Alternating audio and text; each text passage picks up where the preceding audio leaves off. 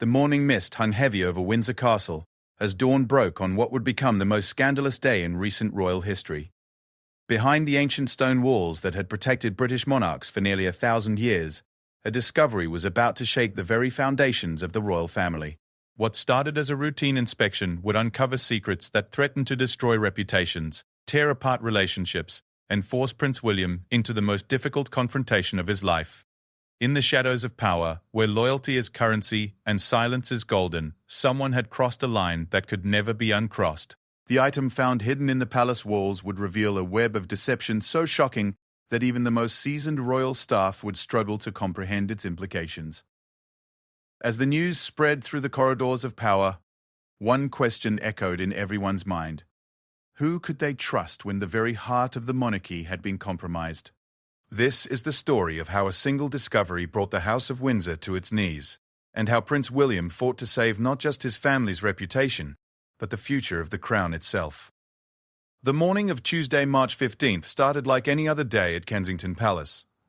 The staff moved through their daily routines with practiced efficiency, polishing silver, arranging flowers, and preparing for another day in service to the royal family.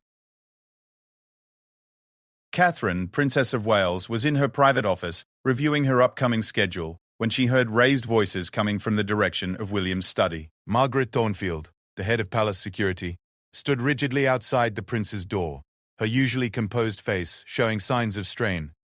She had been with the royal household for over 15 years, and in all that time, she had never encountered anything quite like what had been discovered in the early hours of the morning. The discovery had happened during a routine security sweep of the guest quarters. These sweeps occurred monthly, a standard procedure implemented after several security breaches in recent years. The team was checking the rooms that had been recently renovated, ensuring all electronic surveillance equipment was functioning properly and that no unauthorized items had been planted. It was Thomas Brennan, a junior security officer, who first noticed something unusual. Behind a loose panel in the wall of the Blue Room, a guest bedroom that had housed several high-profile visitors in recent months, his metal detector had picked up something significant. When he carefully removed the panel, expecting perhaps to find old wiring or forgotten building materials, he instead discovered a small digital recording device. The device was sophisticated, clearly professional-grade equipment, worth thousands of pounds. It was not the type of surveillance gear used by the palace's own security team. Even more disturbing, when the technical team examined it, they found it contained hours of recorded conversations, including private discussions between William and Catherine about family matters, palace operations, and sensitive government briefings. Thomas had immediately contacted Margaret, who had rushed to the scene. Her first instinct was to secure the area and begin a thorough investigation. She ordered the entire guest wing to be sealed off and began questioning every staff member who had access to that section of the palace. The recordings were deeply personal and potentially damaging. Among the conversations captured were discussions about Harry and Meghan's departure from royal duties, private family disagreements, and most concerning of all, confidential conversations about state matters that William had participated in as heir to the throne. Margaret knew she had no choice but to inform Prince William immediately. She had served the royal family long enough to understand the serious implications of what had been found. Someone with intimate access to the palace had planted sophisticated surveillance equipment, and that someone was likely still within the royal household. When William arrived at his study that morning, he could tell from Margaret's expression that something serious had happened. She briefed him on the discovery, showing him photographs of the device and explaining what the technical team had found on the recordings. William listened in silence, his jaw tightening as the full implications became clear. The breach of privacy was devastating enough, but the security implications were far more serious. If private royal conversations were being recorded, who knew what other information might have been compromised? His first concern was for his family. Catherine and their children had been recorded without their knowledge in what should have been the safety of their own home. The violation felt personal and deeply disturbing. But beyond the personal impact, William understood that this represented a serious threat to the monarchy itself. The Blue Room had housed numerous important guests over the past 6 months. Foreign dignitaries, government ministers, and close family friends had all stayed there. If their conversations had been recorded as well, the diplomatic and political ramifications could be enormous. William's mind raced through the list of recent guests. There was the German ambassador who had stayed there during a state visit. Several members of parliament had used the room during a private dinner discussing upcoming legislation. Most concerning of all, his uncle Andrew had stayed in the room just 3 weeks earlier during a family gathering. The prince knew he needed to handle this situation carefully. His first instinct was to involve the police immediately, but he also understood that any leak about the surveillance could cause a media storm that would be difficult to control. The royal family had been through enough scandals in recent years, and William was determined to handle this crisis with discretion while still getting to the truth. He instructed Margaret to expand the investigation immediately. Every room in the palace needed to be swept for additional devices. All staff with access to the guest quarters needed to be interviewed thoroughly. Most importantly, they needed to identify exactly when the device had been planted and who had the opportunity to do so. Catherine entered the study just as Margaret was leaving. She could see from her husband's expression that something was terribly wrong. When William explained what had been discovered, she felt a mixture of anger and violation that was difficult to control. The idea that their private conversations, their intimate family moments, had been secretly recorded was horrifying. She thought about all the personal discussions they had had in and around the guest quarters. Conversations about the children, about family problems, about their concerns for the future of the monarchy. William assured her that they would get to the bottom of the situation, but Catherine could see the strain this was already putting on him. As the future king, he carried the weight of responsibility for protecting not just his own family, but the entire institution of the monarchy. The technical team worked throughout the morning, expanding their search to other areas of the palace. By noon, they had made another disturbing discovery. A second device had been found in the library, a room that William frequently used for private meetings with government officials and royal advisors. This second device contained even more sensitive material, recordings of conversations between William and senior government ministers, discussions about upcoming royal engagements that had security implications, and private briefings about international relations that were meant to be strictly confidential. Margaret updated William on the latest findings, and it was clear that this was not a simple case of tabloid journalism or casual snooping. The sophistication of the equipment and the strategic placement of the devices suggested a professional operation with serious intent. William made the decision to contact Sir Clive Alderton, the King's private secretary, who would need to brief his father on the situation. This was no longer just a family matter, but a potential threat to national security. The investigation continued throughout the day, with additional security personnel brought in discreetly to assist. Every staff member was questioned about their movements and access to the affected areas. Background checks were reviewed, and recent hiring decisions were scrutinized. As the afternoon wore on, a pattern began to emerge. The devices had been planted with knowledge of the palace's security routines and staff schedules. Whoever was responsible had intimate knowledge of the royal household's operations and had been able to move freely through secure areas without raising suspicion. The list of people with this level of access was surprisingly small. It included senior staff members who had been with the royal household for years, trusted individuals who had never given any reason for suspicion. The realization that the betrayal came from within their inner circle made the situation even more painful for William. Margaret's team reviewed security footage from the past several months, looking for any unusual activity in the areas where the devices had been found. The review was painstaking work examining hours of footage frame by frame, looking for anything that might provide a clue about who was responsible. By evening, they had narrowed down the time frame for when the devices could have been planted.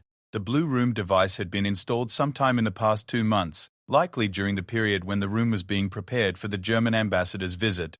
The library device appeared to be newer, possibly planted within the past 3 weeks. William called for a private meeting with his most senior staff members. Present were Margaret Thornfield, James Whitmore, the palace's head of communications, and Sarah Mitchell, his private secretary. He needed to decide how to proceed with the investigation while maintaining absolute discretion. The group discussed various possibilities for who might be responsible. Industrial espionage was considered, as was the possibility of foreign intelligence services seeking information about British royal and government activities. The most painful possibility was that someone within their trusted circle had betrayed them for personal gain. James raised the concern about media management. If news of the surveillance leaked, it would create a feeding frenzy among the tabloids and international press. The royal family's reputation had been carefully rebuilt in recent years, and a major security scandal could undo much of that progress. William understood the communications challenge, but he was firm that the investigation had to continue regardless of the potential media impact. The integrity of the royal household and the security of the monarchy were at stake. As the meeting concluded, William made several key decisions.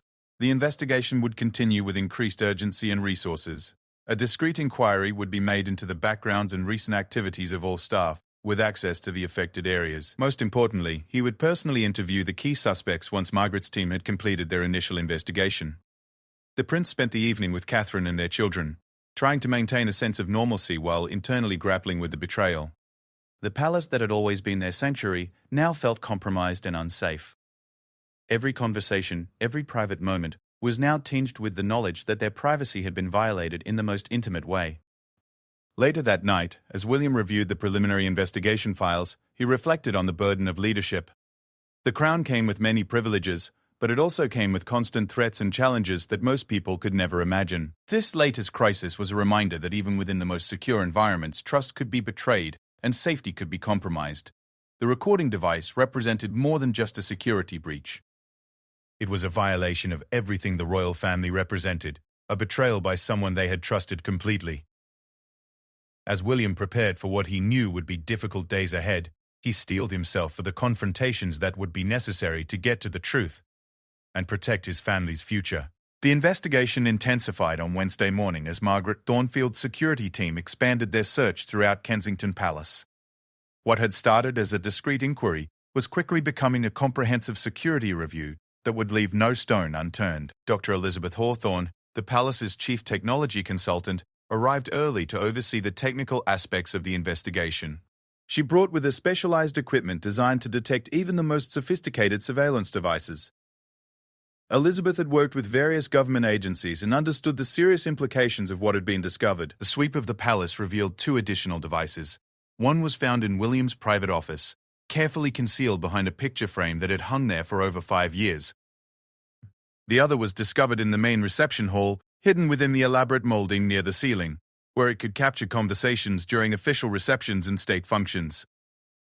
The discovery of 4 separate surveillance devices confirmed everyone's worst fears. This was not a random security breach or opportunistic spying.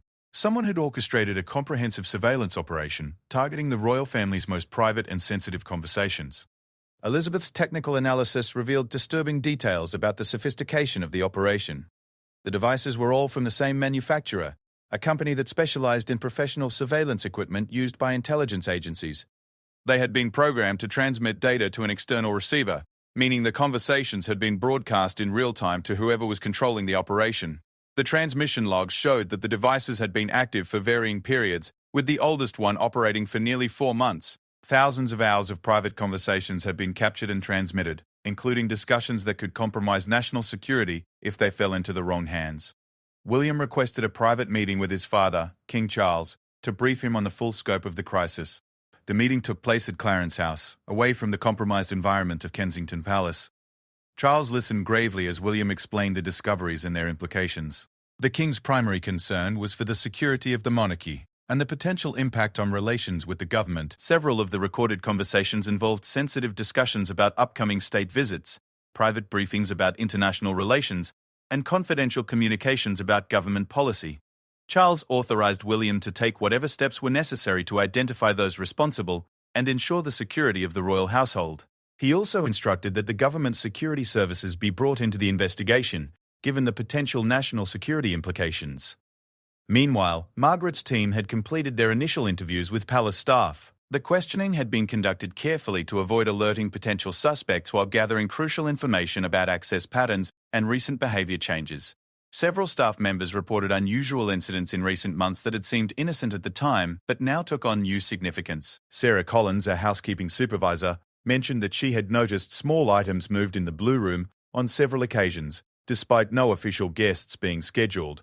Marcus Thompson, a maintenance worker, recalled being asked by someone to help move furniture in William's office about 6 weeks earlier. The request had come during a busy period, and he hadn't thought much about it at the time. But he now realized that the person requesting the help had unusual access for their position. The investigation team created a detailed timeline of all activities in the affected areas over the past 6 months. They cross-referenced staff schedules, guest visits, maintenance work, and security patrols to identify patterns and opportunities for device installation. A concerning pattern emerged from the analysis. Someone with intimate knowledge of palace operations had been able to predict when areas would be unmonitored and had exploited those windows of opportunity to plant the surveillance equipment. William decided it was time to personally interview the key suspects. The first was David Sinclair, a long-serving member of the Royal Protection Team, who had been with the household for over 8 years. David had access to all areas of the palace and would have had multiple opportunities to plant the devices. The interview took place in a secure room away from the main palace areas. William conducted it himself, with Margaret present as a witness. He explained the situation to David and asked directly about his knowledge of any surveillance equipment. David's reaction appeared genuine. He seemed shocked by the revelations and immediately offered to cooperate fully with the investigation. His background check had revealed no financial difficulties or suspicious contacts that might suggest motivation for betrayal. However, when questioned about specific incidents, David remembered something significant. About 2 months earlier, he had been approached by someone claiming to be from the palace's IT department, who asked detailed questions about security camera coverage and patrol schedules. At the time, David had assumed it was part of a routine security review. The next interview was with Amanda Foster, who managed the guest accommodations and would have had regular access to the Blue Room. Amanda had been with the royal household for 12 years and had always been considered completely trustworthy. During her interview, Amanda became visibly nervous when asked about recent activities in the guest quarters. She initially denied any knowledge of the surveillance devices, but when pressed about her movements in recent weeks, she admitted to something that she had kept secret. Amanda revealed that she had been having financial difficulties due to her mother's medical expenses. About 3 months earlier, she had been approached by someone who offered her money in exchange for information about the royal family's daily routines and upcoming activities. At first, Amanda insisted she had only provided innocent information like meal schedules and guest arrangements. But gradually, the requests had become more specific and invasive. She had been asked to provide access cards, security codes, and detailed floor plans of the palace. William listened with a mixture of anger and disappointment as Amanda broke down and confessed to her involvement. She explained how she had been manipulated and gradually drawn deeper into the conspiracy, always being told that the information was harmless and would never be used to hurt anyone. The person who had recruited Amanda had used a false identity and had communicated with her primarily through encrypted messaging apps. She had been paid through untraceable cryptocurrency transfers that had seemed legitimate at the time. Margaret immediately took Amanda into custody and began the process of tracing her contacts and communications. The breakthrough in the case provided crucial leads that could help identify the wider network involved in the surveillance operation. William felt a deep sense of betrayal and disappointment. Amanda had been trusted with access to the most private areas of his family's home, and she had violated that trust for money. The fact that she had been manipulated and pressured didn't excuse the magnitude of her betrayal.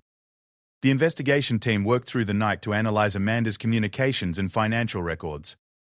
They discovered that she had been in contact with a sophisticated network that had targeted multiple high-profile individuals beyond the royal family. The cryptocurrency payments had been carefully structured to avoid detection, but Elizabeth's technical team was able to trace some of the transactions through blockchain analysis. The trail led to accounts associated with a private intelligence company that operated internationally.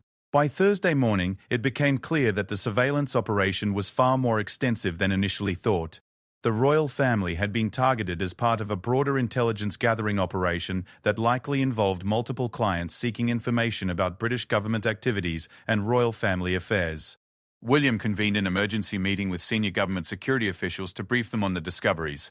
The meeting included representatives from MI5, Scotland Yard's Specialist Protection Unit, and the Cabinet Office's security team. The government officials were deeply concerned about the national security implications. Some of the recorded conversations involved discussions of upcoming state visits, confidential diplomatic communications, and private briefings about international relations that could be damaging if leaked. A joint investigation was established with government security services taking the lead on the broader intelligence aspects, while the palace investigation focused on identifying any remaining security vulnerabilities and potential accomplices. The media remained unaware of the crisis, but William knew that this situation could not be kept secret indefinitely. James Whitmore began preparing contingency plans for managing the public relations impact when the story eventually broke. Catherine struggled with the emotional impact of learning that someone they had trusted had betrayed them so completely. The violation of their privacy was difficult enough, but the knowledge that their children's safety might have been compromised was overwhelming. William arranged for additional security measures for his family while the investigation continued. The children's daily routines were modified, and additional protection officers were assigned to ensure their safety. The technical team completed their comprehensive sweep of all royal properties, discovering 2 additional devices at other locations. The scope of the surveillance operation was becoming clear, and it was evident that this had been a professional intelligence-gathering operation, with significant resources behind it. As the second day of intensive investigation concluded, William reflected on the challenges of leading a royal family in the modern world. The traditional protections of monarchy were no match for sophisticated surveillance technology and the willingness of trusted individuals to betray their oaths for financial gain. The investigation was far from over, but important progress had been made. Amanda's confession had provided crucial leads, and the involvement of government security services would bring additional resources and expertise to the case. William knew that the coming days would bring difficult decisions about prosecution, media management, and security reforms. The immediate crisis was being contained, but the long-term implications for the royal family and the monarchy itself were still unclear. The prince spent the evening with Catherine discussing the impact of these events on their family and their future. The palace that had been their home now felt violated and unsafe, but they were determined to see the investigation through to its conclusion and ensure that those responsible were held accountable. As Thursday night fell over London, William prepared for what he knew would be even more challenging revelations in the days ahead. The investigation had uncovered one accomplice, but there were clearly more people involved in the conspiracy, and identifying them would require continued determination and careful detective work. Friday morning brought new revelations that would shake the investigation to its core. Detective Chief Inspector Robert Hayes from Scotland Yard's Specialist Protection Unit arrived at Kensington Palace with a team of experienced investigators who specialised in high-profile security breaches. The joint investigation had made significant progress overnight in tracing the network behind the surveillance operation. Using Amanda Foster's communication records and the technical analysis of the surveillance devices, they had identified several key leads that pointed to a much larger conspiracy than anyone had initially suspected. The cryptocurrency transactions had been traced through multiple jurisdictions, revealing a sophisticated money laundering operation designed to hide the true source of funding. The investigation team discovered that similar surveillance operations had been conducted against government ministers, senior civil servants, and other members of the royal family. William received a classified briefing that morning that left him stunned. The surveillance operation appeared to be connected to a private intelligence firm called Meridian Strategic Solutions, which operated internationally and sold information to the highest bidder. Their clients allegedly included foreign governments, multinational corporations, and wealthy individuals seeking insider information. What made the situation even more alarming was the discovery that Meridian had been operating in Britain for over 2 years, targeting high-profile individuals across government, business, and society. The royal family surveillance was just one part of a much broader intelligence-gathering operation. Detective Chief Inspector Hayes explained that Meridian's business model involved recruiting insiders within target organizations, gradually compromising them through a combination of financial incentives and psychological pressure. Amanda Foster fit their typical victim profile perfectly, a trusted employee with financial difficulties who could be manipulated into providing access and information. The investigation team had identified several other potential victims within the royal household and government departments. The pattern was always the same. Approach vulnerable individuals with financial problems, offer help in exchange for seemingly innocent information, then gradually escalate the requests until the person was completely compromised. William insisted on being present when the team interviewed other potential victims within the palace staff. The second person they questioned was Jonathan Hartwell, who worked in the palace communications department and had access to sensitive scheduling information and advance copies of royal announcements. Jonathan initially denied any involvement, but when confronted with evidence of unusual financial deposits in his bank account, he broke down and confessed to providing information to someone he knew only as David Miller. Like Amanda, he had been gradually drawn into the operation through a combination of financial pressure and manipulation. Jonathan revealed that he had been providing detailed information about the royal family's upcoming activities, including private travel plans, guest lists for private events, and advance copies of speeches and announcements. This information would have been valuable to multiple parties, including hostile foreign governments and media organizations. The questioning of Jonathan led to another shocking discovery. He mentioned that David Miller had asked specifically about security arrangements for Prince Harry's recent private visit to the UK. This suggested that the surveillance operation might have been targeting other members of the royal family beyond William and Catherine. Margaret Thornfield coordinated with royal protection units responsible for other members of the royal family to warn them of the potential security breach. Similar sweeps were ordered for properties associated with King Charles, Princess Anne, and other senior royals. The expanded investigation quickly discovered additional surveillance devices at Clarence House, the King's London residence. 2 sophisticated listening devices had been planted in areas where Charles conducted private meetings with government officials and religious leaders. William felt the weight of responsibility as heir to the throne as the full scope of the crisis became clear. The monarchy itself was under attack from a sophisticated intelligence operation that threatened both the security of the royal family and the confidentiality of their role in government affairs. A secure meeting was arranged at an undisclosed government facility where William briefed the Prime Minister and senior cabinet ministers on the situation. The meeting included the Home Secretary, the Foreign Secretary, and the heads of the security services. The Prime Minister expressed serious concern about the national security implications. Some of the recorded conversations involved discussions of government policy, international relations, and state secrets that could be damaging to British interests if they were leaked or sold to foreign powers. The decision was made to elevate the investigation to the highest level of government priority. Additional resources were allocated, and a special task force was created to investigate Meridian Strategic Solutions and identify all of their operations within the UK. William returned to Kensington Palace that afternoon to find Catherine in discussion with their children's protection officers about additional security measures. The revelation that the surveillance had potentially extended to information about their children's activities and movements had shaken her deeply. The prince made the difficult decision to temporarily relocate his family to a more secure location while the investigation continued. The violation of their home was too extensive to ignore, and he could not risk his family's safety while potential accomplices remained unidentified. The investigation team continued their work throughout the weekend, following multiple leads and conducting additional interviews. They discovered that Meridian Strategic Solutions operated through a network of shell companies and offshore accounts designed to obscure their true ownership and activities. Dr. Parr, Elizabeth Hawthorne's technical team, made another crucial discovery while analyzing the surveillance devices. The equipment contained sophisticated data storage and transmission capabilities that allowed for real-time monitoring and immediate alerting when specific keywords or topics were mentioned in conversations. This suggested that the surveillance operation was not just gathering intelligence passively, but was actively monitoring for specific information and events. The devices had been programmed to flag conversations about particular topics, including government meetings, international relations, and family security arrangements. The keyword monitoring system revealed the true sophistication and purpose of the operation. This was not random information gathering, but targeted intelligence collection focused on specific areas of interest to Meridian's clients. Monday morning brought a breakthrough in the investigation when international law enforcement partners provided crucial information about Meridian Strategic Solutions. The company had been under investigation in several countries for similar operations targeting government officials, business leaders, and other high-profile individuals. Detective Chief Inspector Hayes briefed William on the international connections. Meridian appeared to be connected to a larger network of private intelligence firms that operated globally, sharing information and resources to conduct surveillance operations that no single organization could manage alone. The network included companies based in multiple jurisdictions, making investigation and prosecution extremely difficult. They specialized in targeting countries with open democratic societies where they could operate with less scrutiny than in more authoritarian states.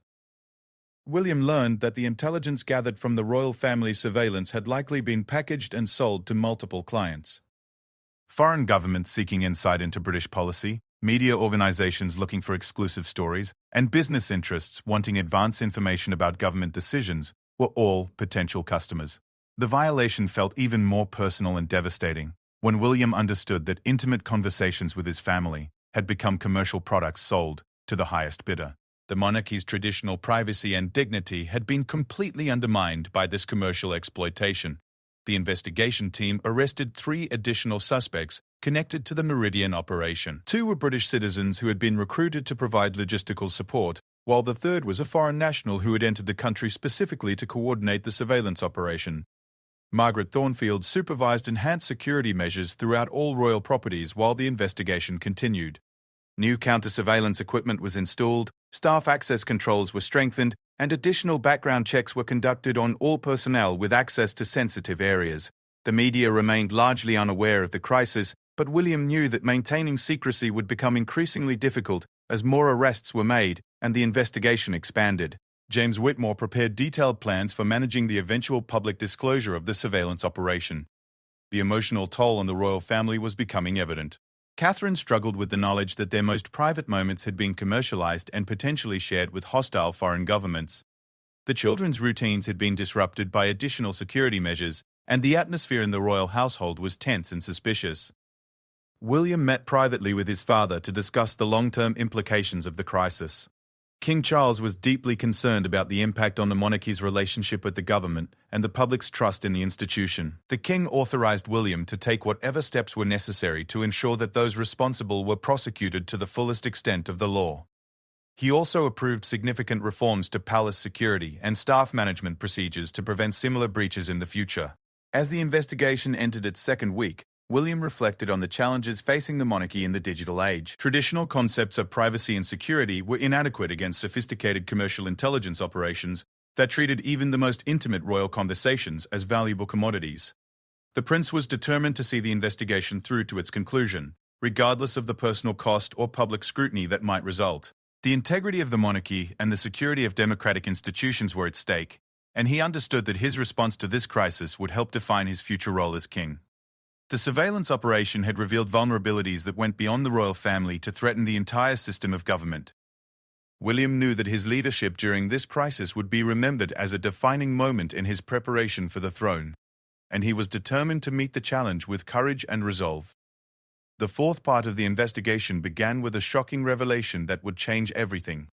On Tuesday morning, Detective Chief Inspector Hayes received an encrypted message from an unknown source claiming to have crucial information about the Meridian operation and offering to meet in person. The message contained details about the surveillance operation that had not been made public, suggesting that the sender had intimate knowledge of the conspiracy. After careful consideration and consultation with security experts, it was decided that the meeting would take place under carefully controlled conditions. William insisted on being present for the meeting, despite security concerns. The rendezvous was arranged for a secure government facility in central London, with multiple layers of protection and surveillance to ensure the safety of all participants. The mystery informant turned out to be Dr. Sarah Chen, a former employee of Meridian Strategic Solutions, who had become disillusioned with the company's activities and decided to expose the full scope of their operations. Sarah had worked as a technical specialist for Meridian for over 3 years, before her conscience finally compelled her to come forward. Sarah's revelations were more disturbing than anyone had anticipated. She explained that the royal family surveillance was part of a much larger operation called Project Crown Jewel, which had been specifically designed to penetrate the highest levels of British society and government. Meridian had been contracted by a consortium of clients that included foreign intelligence services, multinational corporations, and wealthy individuals seeking to influence British policy and business decisions. The royal family was targeted not just for the intrinsic value of their private information, but because of their unique position at the center of British society and their informal influence on government affairs. Sarah revealed that the surveillance operation had been active for over 18 months and had collected intelligence on dozens of high-profile individuals beyond the royal family. Government ministers, senior civil servants, business leaders, and influential media figures had all been targeted through similar methods. The most shocking aspect of Sarah's testimony was her revelation that Meridian had developed detailed psychological profiles of their targets, including the royal family members. These profiles analyzed personal vulnerabilities, family relationships, and potential pressure points that could be exploited for manipulation or blackmail. William listened with growing anger and disgust as Sarah described how intimate details of his family's life had been analyzed and catalogued for potential exploitation. The surveillance operation was not just about gathering information, but about identifying ways to control and manipulate the royal family's behavior. Sarah provided crucial technical evidence that helped the investigation team understand the full scope of the operation. She had secretly copied files containing client lists, operational plans, and detailed reports on the intelligence gathered from the royal surveillance. The client list was particularly disturbing, revealing that information about the royal family had been sold to hostile foreign governments, unethical business interests, and criminal organizations. Private conversations between William and Catherine about their children's education, security concerns, and family relationships had been packaged and sold like commercial commodities. One of the most serious revelations was that Meridian had been planning to escalate their operation beyond passive surveillance. Sarah revealed documents outlining plans for active manipulation, including attempts to influence royal family decisions through carefully orchestrated pressure campaigns and disinformation. The plans included strategies for manipulating media coverage of royal activities influencing the selection of royal staff and advisors, and even attempting to affect the royal family's charitable and political activities. The scope of the planned manipulation was breathtaking in its ambition and audacity. William realized that his family had been targeted not just for information gathering, but for potential control and manipulation that could have far-reaching consequences for the monarchy and British society. The operation represented a fundamental attack on the independence and integrity of the royal institution. Detective Chief Inspector Hayes coordinated with international law enforcement agencies to begin arresting Meridian operatives in multiple countries. The company's leadership had scattered to various jurisdictions, but the evidence provided by Sarah Chen gave authorities the tools they needed to pursue prosecution.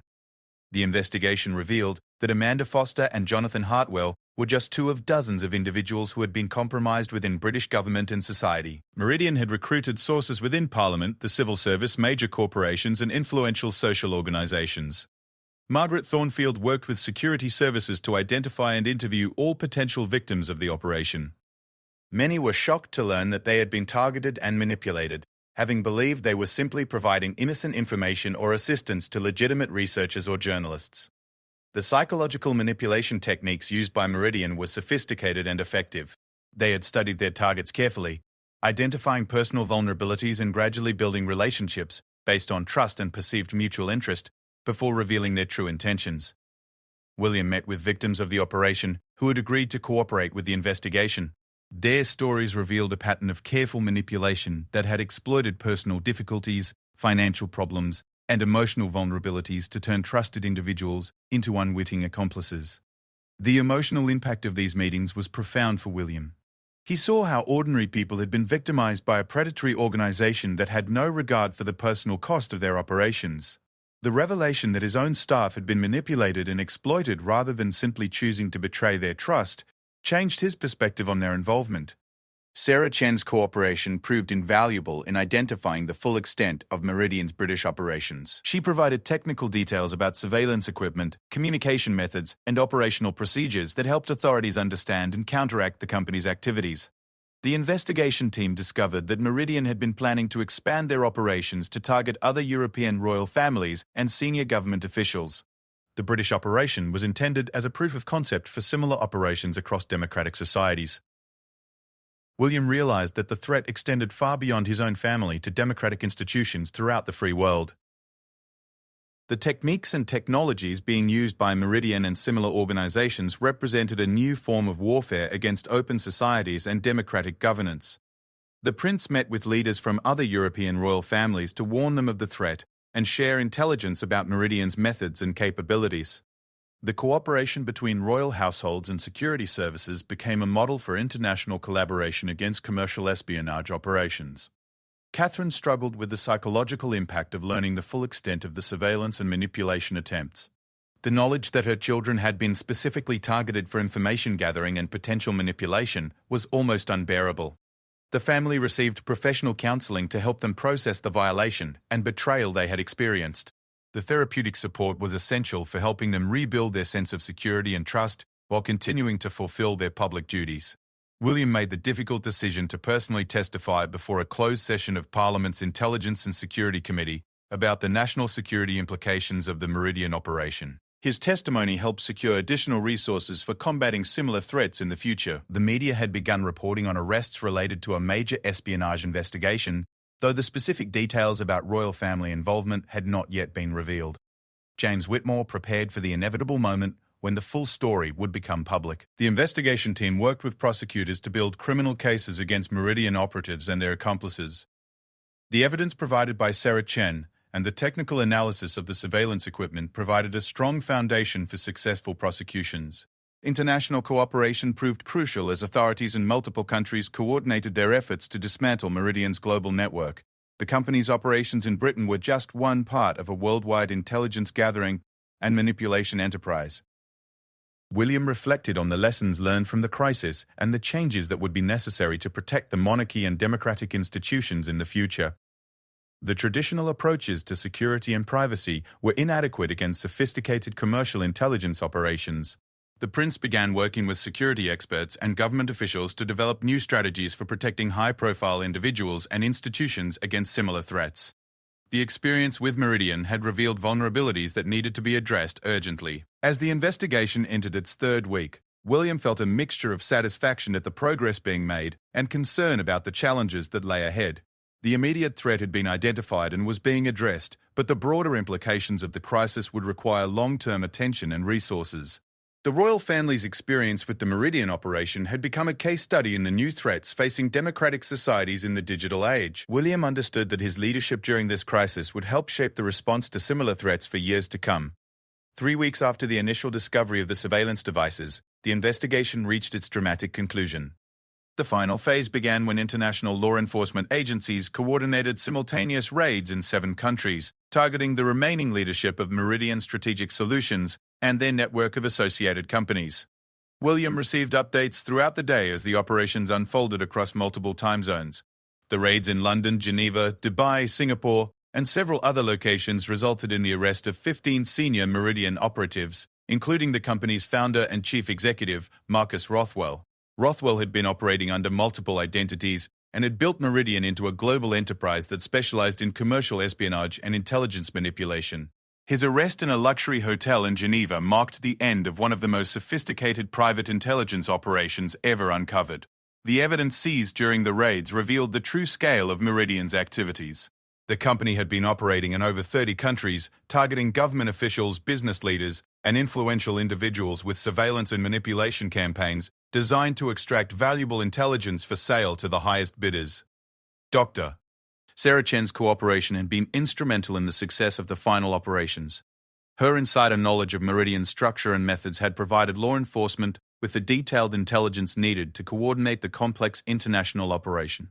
William met with Sarah personally to thank her for her courage in coming forward. She explained that her decision to expose Meridian had been motivated by her horror at discovering the full extent of the psychological manipulation being employed against innocent victims.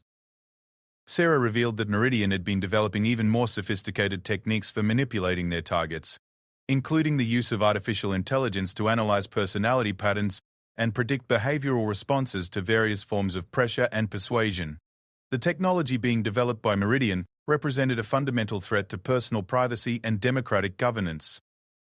Their ability to gather intimate intelligence and use it for manipulation could undermine the independence of decision-makers throughout society. Detective Chief Inspector Hayes briefed William on the legal proceedings that would follow. The evidence gathered during the investigation would support criminal prosecutions in multiple jurisdictions, with charges ranging from espionage and conspiracy to fraud and computer crimes. The prosecution team was confident that they could secure significant convictions against the key figures in the Meridian network. The evidence provided by victims like Amanda Foster and Jonathan Hartwell, combined with the technical intelligence and Sarah Chen's testimony, created a compelling case. William decided that the time had come to make a public statement about the crisis. Working with James Whitmore and government communications officials, he prepared a carefully crafted announcement that would inform the public about the surveillance operation without compromising ongoing legal proceedings. The statement was released on a Friday afternoon, timed to allow for comprehensive media coverage while providing the weekend for public reaction and analysis. William's statement expressed his anger and disappointment at the violation of his family's privacy, while emphasizing the broader implications for national security and democratic governance. The public response was overwhelmingly supportive of the royal family and critical of the commercial espionage operation. Media coverage focused on the sophistication of the surveillance and the international scope of the conspiracy, with many commentators noting the implications for privacy and security in the digital age. William's handling of the crisis was widely praised, with observers noting his determination to see the investigation through to its conclusion, despite the personal cost and public scrutiny. His decision to cooperate fully with law enforcement and testify before parliamentary committees was seen as demonstrating strong leadership and commitment to democratic principles. Catherine made her first public appearance since the crisis began, attending a charity event for children's mental health. Her speech included references to the importance of privacy and security for family life, without directly addressing the surveillance operation. The children's reactions to the crisis had been carefully managed with the help of child psychologists and security experts. While they were aware that additional security measures were necessary, efforts had been made to minimize the disruption to their daily routines and education. Margaret Thornfield supervised the implementation of comprehensive security reforms throughout the royal household. New counter-surveillance equipment was installed, staff background check procedures were strengthened, and protocols were established for detecting and responding to future security threats. The reforms extended beyond technical measures to include enhanced training for all palace staff on recognizing and reporting suspicious behavior or requests for information. The goal was to create a security-conscious culture that could identify potential threats before they could be fully implemented. Amanda Foster and Jonathan Hartwell both cooperated fully with the investigation and prosecution efforts. Their testimony was crucial for understanding how Meridian had recruited and manipulated palace staff, and their experiences helped develop strategies for protecting other potential victims. William made the compassionate decision to ensure that both Amanda and Jonathan received appropriate support and counseling to help them recover from their manipulation by Meridian. While their actions had serious consequences, he recognized that they had been victimized by sophisticated psychological manipulation techniques. The government response to the crisis included new legislation designed to combat commercial espionage and strengthen protections for democratic institutions. The Meridian case had revealed gaps in existing laws that needed to be addressed to prevent similar operations in the future. International cooperation agreements were strengthened to improve information sharing about commercial espionage threats and coordinate responses to global intelligence operations. The British experience became a model for other countries facing similar threats. William worked with security experts to develop new protocols for protecting high-profile individuals and institutions against sophisticated surveillance and manipulation operations. The traditional approaches to security needed to be updated for the digital age and the new threats posed by commercial intelligence companies. The royal family's experience led to broader discussions about privacy, security, and democratic governance in the modern world. The case highlighted the vulnerability of even the most secure institutions to sophisticated commercial espionage operations. King Charles publicly praised William's leadership during the crisis, noting his determination to protect both his family and democratic institutions despite the personal cost and public scrutiny. The king's support reinforced William's position as heir to the throne and future leader of the monarchy. The legal proceedings against Meridian operatives continued for months, with trials scheduled in multiple countries.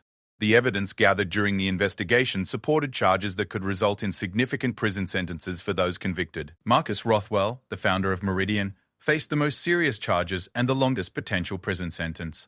His trial became a focal point for discussions about the regulation of private intelligence companies and the protection of democratic societies against commercial espionage. The financial impact of the Meridian operation on its victims was substantial, with legal settlements and compensation payments totaling millions of pounds. The royal family joined other victims in civil lawsuits, designed to recover damages and send a strong message about the consequences of such operations. William used his experience with the Meridian crisis to advocate for stronger international cooperation against commercial espionage and better protection for democratic institutions. His speeches and public statements helped raise awareness about these emerging threats. The prince established a new foundation focused on protecting privacy and security in the digital age, working with technology experts and civil liberties organizations to develop solutions for the challenges revealed by the Meridian case. Catherine became an advocate for supporting victims of surveillance and manipulation, using her platform to highlight the psychological impact of these crimes and the importance of providing appropriate counseling and support services. The family slowly rebuilt their sense of security and privacy, though the experience had permanently changed their approach to personal safety and trust. The violation they had experienced served as a constant reminder of the new threats facing public figures in the modern world. The Meridian crisis became a defining moment for William's preparation for kingship, demonstrating his ability to lead during a serious crisis while protecting both his family and the broader interests of the monarchy and democratic society. As the immediate crisis passed and the legal proceedings continued, William reflected on the lessons learned and the changes necessary to protect the monarchy and democratic institutions in the future. The experience had been traumatic and challenging, but it had also strengthened his resolve to serve his country and protect the values of privacy, security, and democratic governance. The surveillance operation had ended, the perpetrators had been identified and prosecuted, and new protections had been put in place. While the royal family would never forget the violation they had experienced, they had emerged stronger and more prepared to face the challenges of leadership in the digital age. The crisis had tested William's leadership and character in ways that no traditional royal training could have prepared him for. His response had demonstrated the qualities of courage, determination, and commitment to justice that would serve him well as the future King of England.